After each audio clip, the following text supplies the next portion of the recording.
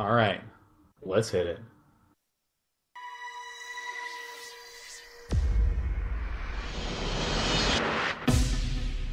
Link engaged. Hello, hello, or as they would say in Sweden, hedge, hedge. We are back to the final game of the second semifinal. We have Adelscott as the orange P-toss on the bottom left, and MaNa, interestingly, sticking with the red rage toss in the bottom right. Adelscott from Millennium, MaNa from Mouse Sports. Chill, on this map, in this matchup, what do you think we're going to end up seeing in the opening stages from these players? Well, these are actually the exact positions that we saw Adelscott versus Kiwikaki in the round of 8. And what happened in that game was Adelscott did his typical 2-gateway opening, went up to, I think he was up to like 3 warp gates, took an expansion, and then transitioned into just a lot of warp gates. He went up against Kiwikaki's kind of more standard 1-base Colossus and was able to beat it with a lot of units. So I would expect to see Adelscott to be the one to expand more quickly to his natural, and then the majority of the engagements to happen kind of in this southern ground once the destructible rocks get broken down. Yeah, I'm always interested to see how those destructible rocks are going to influence the gameplay. And Terran vs. Zerg, it's a pretty clear attack path for the Terran player. But I mean, in Protoss vs. Protoss, with the way that Colossi, Warp Gate, and Blink function, I mean, a lot of players will tend to avoid it because it's just so hard to defend that Southern Expo. And ooh, Adelscott almost manages to give that little team face punch to that probe from MaNa, but it doesn't quite work too well. MaNa doing something very clever. He's going to chill behind these mineral patches with his probe, and he's going to just start mining. He's not going to finish. He's just going to start, and that's going to continually repel all of those probes from Adelscott for mining. A very, very easy way to disrupt your opponent's mining. And not only their mining, their mentality a little bit too, because when people do that, I know I'm losing not that many minerals, but it drives me insane, Day. It's like someone poking you just in the gut. It's so annoying. I know, seriously. Why do people always treat me like a Pillsbury Doughboy? It looks like Adelscott experiencing a little bit of the red rage. The red mist descends from the red Protoss player MaNa onto Adelscott's probe line. Apparently other things exciting are occurring, but I mean, it's really just of no matter because of this one single probe. We see both players doing a very typical style of getting their cybernetics core relatively fast. No second gases have been taken. And interestingly, we're seeing both players with a fairly pulled back style of building placement.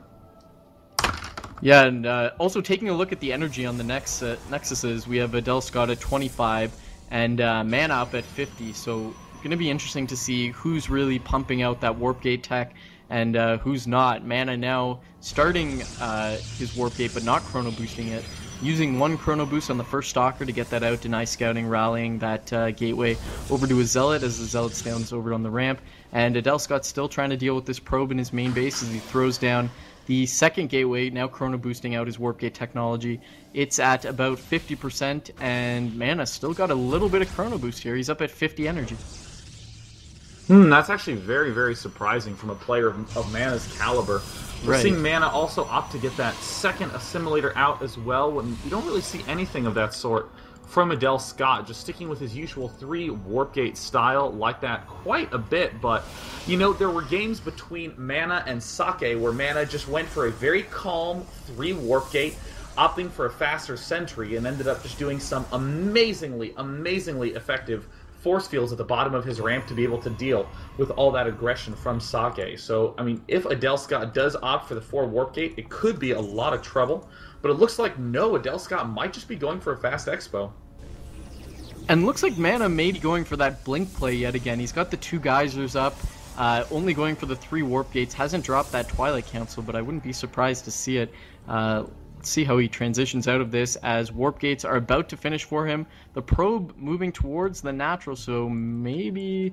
Oh, surprisingly, putting up an expansion, very surprisingly to me. Meanwhile, Adelscott going a little bit more standard here, getting warp gates quicker, dropping the Nexus quicker, but dropping that Forge. Doesn't want to die to any sort of sneaky ninjas. That is very true. The sneaky ninja play, always an effective transition in this matchup. Very easy way to lose the sneaky ninja Dark Templar.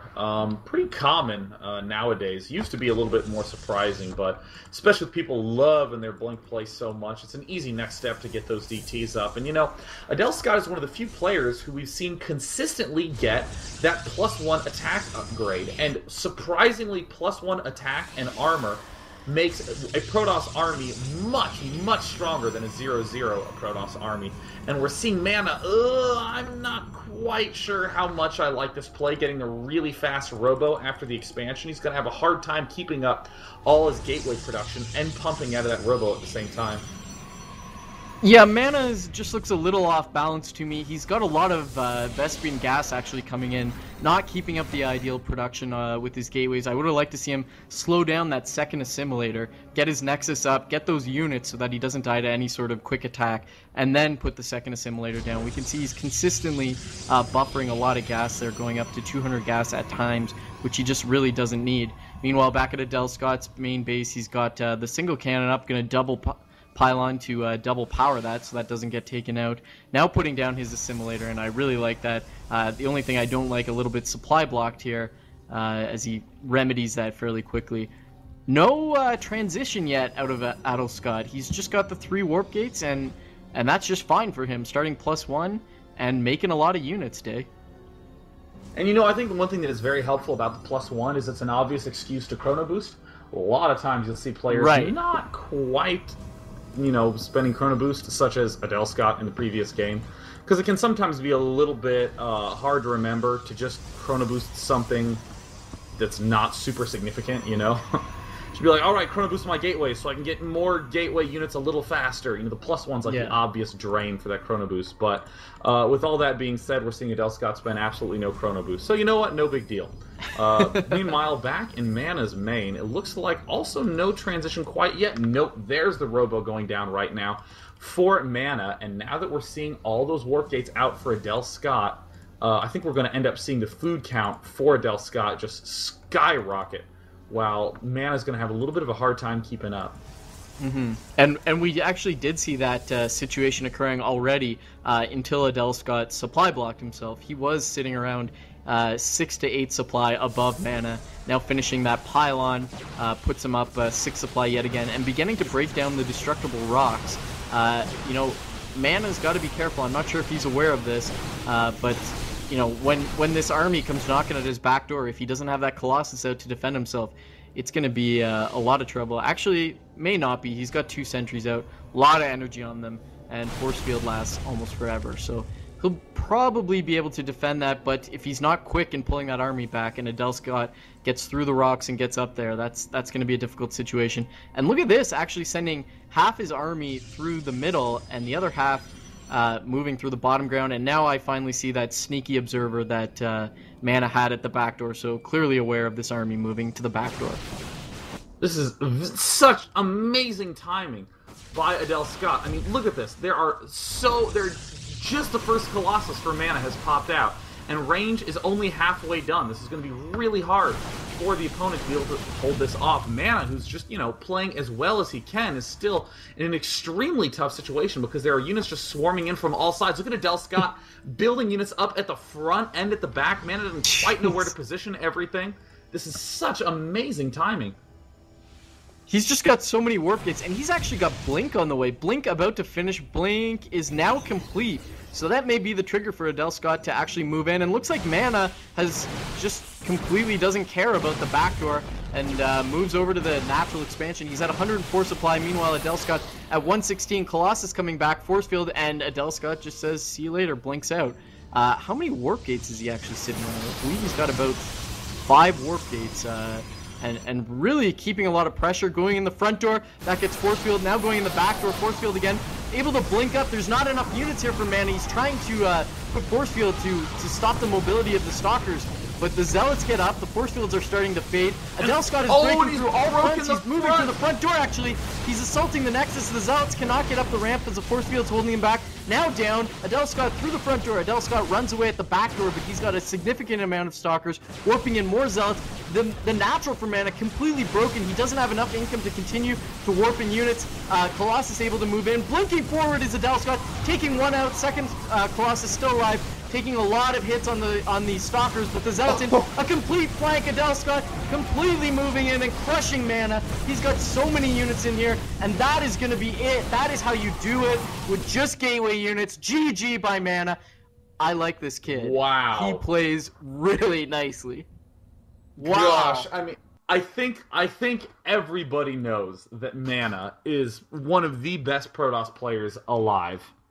And Adelscott waltzed right in there and really made you rethink how you're supposed to play Protoss versus Protoss. Really? Seriously? I mean, Game 1 was, I would call it the classic reason why you don't hear more about Adelscott. Just very much so losing focus at the key awkward times, you know? Like, oh, just at the attack, 500 minerals saved up, whoopsie daisies, you know? Just like you were saying, Chill. But then Game 2, that early expand was completely impenetrable to any number of Blink Stalkers that MaNa could throw at it. And the food counts just got bigger and bigger and bigger. And in that last game, that was, I think, the most impressive game of all. The players did not mess with each other very much. MaNa got to do what he wanted to do. Adelscott got to do what he wanted to do. And when they met, Adelscott crushed so one-sidedly with those Blink Stalkers and all those Zealots. It was a remarkable amount of units that just swarmed in there. And, I mean, again, MaNa had all the time in the world to get up his 3 gateway worth of units and to get up his Robo and his Colossi, but it was just not enough to hold off what Adelscott was dishing out. You know what's crazy to me is if we think back to Game 1 where Adelscott buffering all those minerals, floating all his minerals up really late, and we really criticized his mechanics there, just saying he wasn't fast enough to execute what he needed to do. And now, if we remember Game 3, which just occurred, I couldn't even keep up watching the gameplay. He was at the natural, moving up. He would get force field, blink his Stalkers, run away, go back to his second army, blink up, target a Colossus, bring the Zealots up, blink back down. He was back and forth, looked like someone with a lot of APM, and really Game 1, he did not have a lot of APM, so he was really extracting a lot of value out of that.